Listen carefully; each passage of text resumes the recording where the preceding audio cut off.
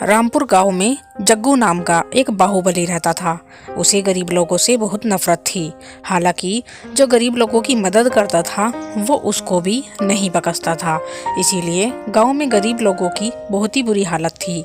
उसी गांव में भोला नाम का एक किसान अपनी पत्नी भावना के साथ रहता था।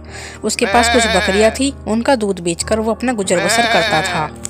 भोला उस गांव में सबसे गरीब था, जिस कारण से जग्गू के डर से लोग उससे बिल्कुल भी मतलब नहीं रखते थे। भावना, बकरियां 2 दिन से भूखी है। कोई भी अपने खेत में इन्हें चरने नहीं देता।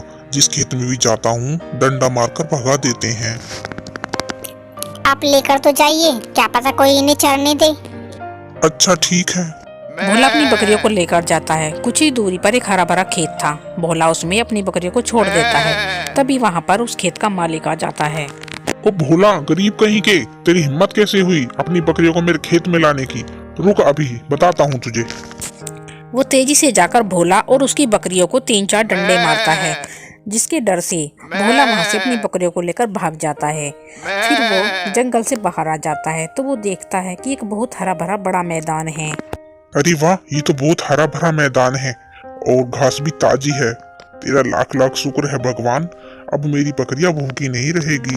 उसकी बकरियां वहां पर चरने लगती हैं और पेट भरने के बाद शाम को भोला उन्हें लेकर वापस आ जाता है और सारी बातें भावना को बताता है। चलो अच्छा है जी, कब से बेचारी भूखी थी, कम से कम इनका पेट तो भरा। ऐसे ही दिन बीत रहे थे। एक रोज 2 साधु उस गाँव में आए। उन्हें बहुत तेज भूख लगी थी।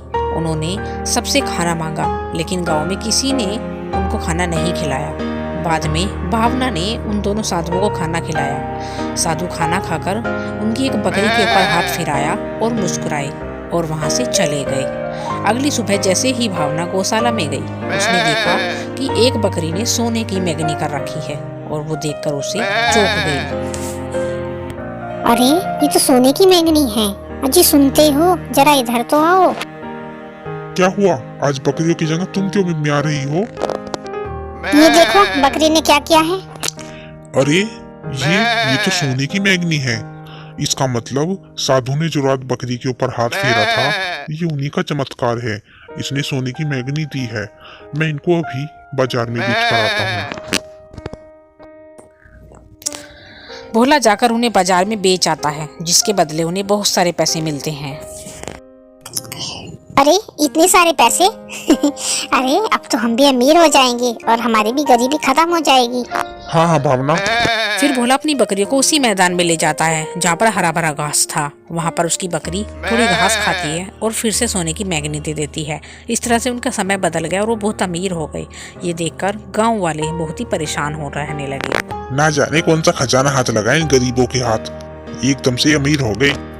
मुझे सुनार बता रहा था कि भोला उसके पास सोने की गोलियां बेचने आता है। पता नहीं कहां से आती है उसके पास सोने की गोलियां।